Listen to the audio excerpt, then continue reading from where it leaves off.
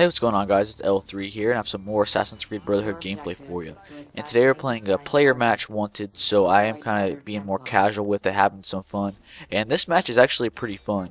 This part right here, I should have gotten him a long time ago in my opinion, but I couldn't reach him, so I decided to just go for the first blood because I'm a little bit greedy like that. I think I deserve the first blood.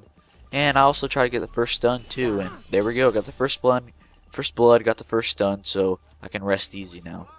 In this video, you're going to see a lot of roofing, not so much for me, but for the other players, but because I mainly followed them for about 3 or 4 lobbies, I would say. This is probably being my 3rd or 4th. This is one of the last games I played with this lobby, and they tended to jump on the roof a lot.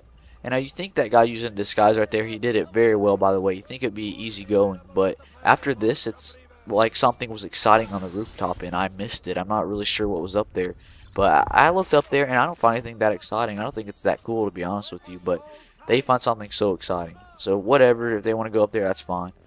Something kind of fun on this map that I really enjoy is the clock tower. That it just stands out right in the, not in the middle of the map, but kind of at one of the edges. There's just this huge clock tower that really shouldn't even be there in my opinion. But it's so fun when you have about 3 or 4 players climbing up that thing after a target, and some players are trying to get away, and I like the whole fact of climbing up things. That's how I am though. If any game, it doesn't matter if it's Assassin's Creed or what, but let's just use Assassin's Creed for example.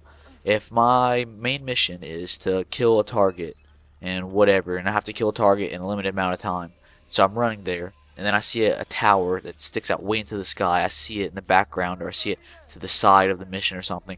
I'll just climb up that tower. I don't even care. Just simply the fact that I can climb really high and then jump down from it, it just amuses me. I'm not really sure why, but I do love climbing on top of things in real life, so maybe that has something to do with it. But in games especially, I'm a sucker for epic battles on skyscrapers, or just climbing up things in general. Just anything like that. If it's really high up in the air and I can jump off of it, whether I kill myself at the bottom or not, I'll be all over that. So I do want to talk a little bit about Assassin's Creed Revelations, because guys, we're getting a little more info each day, and it's pretty exciting. I'm definitely excited for it. Ever since I've seen the E3 trailer, I've been very excited for Assassin's Creed Revelations, and I hate when they do that. I hate it because it's like eating one potato chip, right? You eat one potato chip, you cannot not eat another potato chip. They're just that addicting, and that's exactly what it is with Assassin's Creed Revelations, the trailer. You see the trailer and you can just not play this game, but you can't because it's not out yet. You can't play it, you can't demo it, you can't do anything yet. So you see the awesome trailer, you see the awesome gameplay, and your mouth waters and you want more, and you can't have any more. So it's a bummer, but very excited for that, among other games. So let's start off with it. Escoblade's made a video. He has a little competition going on. You should check it out if you want a chance to be on Machinima Respawn, by the way. I will give you a little link right here. But he has a competition asking what makes, what do you find most interesting in Assassin's Creed? I think it's something along those lines. I forgot by now. But it's an aspect of Assassin's Creed you find fascinating, and you need to make a 2-minute video about it. Well, I'm not really entering the competition because I'm already going to be on Machinima Respawn in a couple of days. But I guess the most interesting aspect for me in particular on an Assassin's Creed game is the storyline. I'm a sucker for stories. That's mainly what I look for in games to begin with. But Assassin's Creed story just amazes me beyond anything else. And most people find it really shallow, and they find the endings really just lame, and kind of, people hate cliffhanger endings, but for me, I love cliffhanger endings. The hair stands up on the back of my chest. I mean, what? The chest is on my front. What am I talking about? Anyway, I love cliffhanger endings. So, oh boy, that's funny.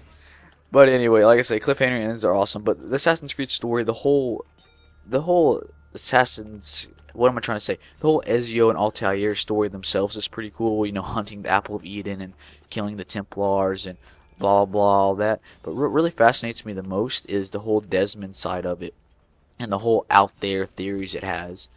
I'm the type of person that I need a lot of proof to believe something, and I need a lot of evidence that's really credible. But I'm a sucker for theories also, things like aliens or just things that are really out there, like 2012 is supposed to be the end of the world. I'm just a real big sucker for that. And Assassin's Creed had a lot of those themes. And when Assassin's Creed 1 came out, I was really scared about the end of the world being 2012. I guess I was a little bit younger. I really, even though in the back of my head I still realized there wasn't going to be, there's always that chance. There's always that chance the world can end no matter what. But in 2012, it's been kind of hyped up because of all these claims that have no evidence behind them. But anyway, the whole 2012 thing, spoiler at the end of Assassin's Creed 1, and the whole subject 16 was it? I believe it was. That whole thing right there about how they're talking about the world's going to end and all these prophecies, it really appealed to me a lot. There's that clock tower kill for 800 points.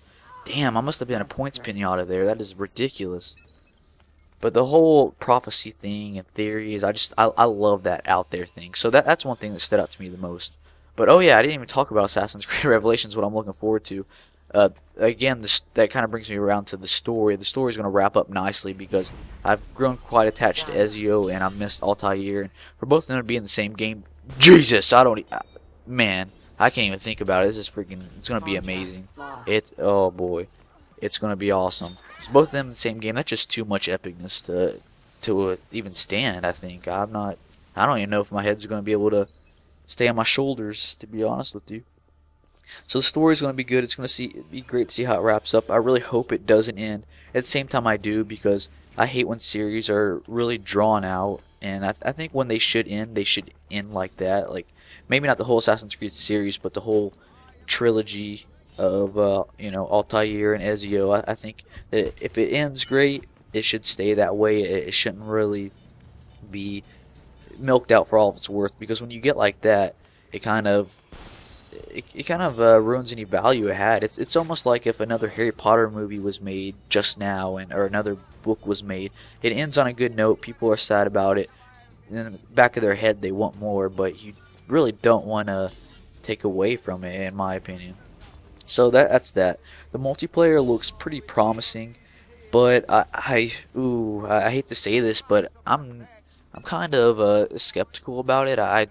From the gameplay I've seen, it doesn't look much different from this, and they claim to make so many matchmaking updates and different updates to this and that and blah blah blah, but I don't see a whole lot of it. It's hard to say without me actually playing. I'm going to be all over the beta if it comes out, but without me actually playing and me just seeing it right now, I'm not too impressed by it, I guess. I can see you throw smoke bombs. That's pretty crazy, throwing smoke bombs. I think the hidden gun's back as well, which never made sense to me in the first place, but now that that's back, that's not going to be good, because that is just very frustrating. I think the good thing is they're going to encourage you not to stay on the rooftops, because you do have to get those bonuses and things like that. So that's a good thing, to stay off the rooftops, because I think your meter starts in the middle. I could be wrong about that, but I'm pretty sure your meter starts in the middle, and to fill it up to incognito, you need to get in a crowd or something along those lines. I'm not totally sure. I also heard there's going to be mines or something like that. I don't know if that's true. I haven't been following too much of the multiplayer updates. But the customization thing is going to be absolutely amazing. I think it's going to be really cool, because they're not making really huge changes to the customization, but you can add basically what they say is you can customize your kills, but in our terms what they're saying is you can add weapons. So you could, instead of having maybe the smuggler right here, she has a little dagger, you give her an axe and maybe take her hood off or something like that. So little changes like that are going to make the game awesome. And I like I said before, I can't wait for it. That, with the story, the graphics look good, the soundtrack is absolutely amazing, gives me chills on the back of my chest. And all of that blend into one. That's what a game should be, guys. It should be a blend of awesome storytelling. The graphics are not a whole big deal to me, but it definitely keeps you immersed. And on top of a good story and game and a whole single player package, you have an awesome multiplayer package that's very unique and lets you keep coming back for more. So that's my thoughts on it. I've been a big fan of the Assassin's Creed stories and Assassin's Creed Revelations. I don't think it'll let me down at all. So fingers crossed right now. Let's hope it is the best Assassin's Creed yet. I don't think anything can pass Assassin's Creed 1 for me, though, and that may be surprising because many people hated that game. Most people even skipped it because of the repetitive gameplay, but for me, I really enjoyed it because it was the first Assassin's Creed I played, and I look past little things like that. They didn't really bother me much, so I loved Assassin's Creed 1. But guys, thanks for watching. I hope you enjoyed my somewhat of a rant there. And what are you looking forward to in the new Assassin's Creed? Let's hear it. And 11 kills, 7 deaths. And wow, that was a ranked match. I wasn't aware of that.